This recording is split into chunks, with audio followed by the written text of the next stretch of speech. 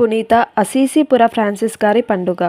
పునీత Francis of అసీసీ సుమారు 1182లో ఇటలీలోని అసీసీ పట్టణంలో జన్మించారు.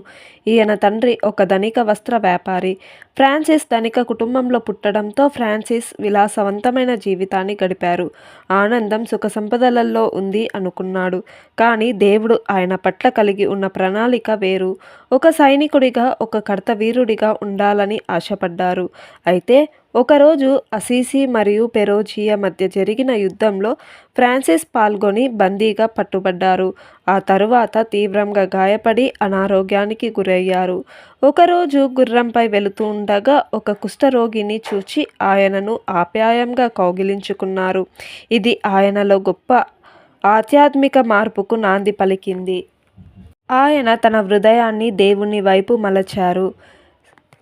సెయింట్ డామియానో అనే ఒక పాడుపడిన దేవాలయానికి ఆయన ఆకర్షించబడి లోపలికి వెళ్ళి ప్రార్థించుచుండగా శిలువ మీద నుండి యేసుప్రభువు తనతో మాట్లాడినట్టుగా, ఫ్రాన్సిస్, నా దేవాలయాన్ని నిర్మించు, నా మందిరాన్ని నిర్మించు అని దేవుడు అన్నారు. ఆయన అనుకున్నారు, ఆ చర్చిని అంటే ఆ దేవాలయాన్ని కట్టాలి అని అనుకున్నారు.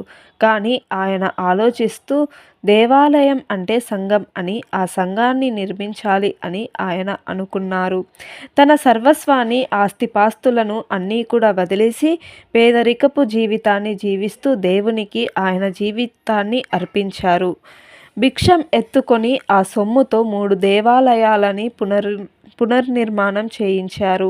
అనేక బోధనలను, అద్భుతాలను చేసి ఎందరినో ఆకర్షించి సభను స్థాపించారు. ఫ్రాన్సిస్ గారు ప్రకృతి ద్వారా దేవుని మహిమపరుస్తూ పేదల సేవ, అవిశ్వాసుల మనస్సు మార్చడానికి ప్రయత్నిస్తుండేవారు.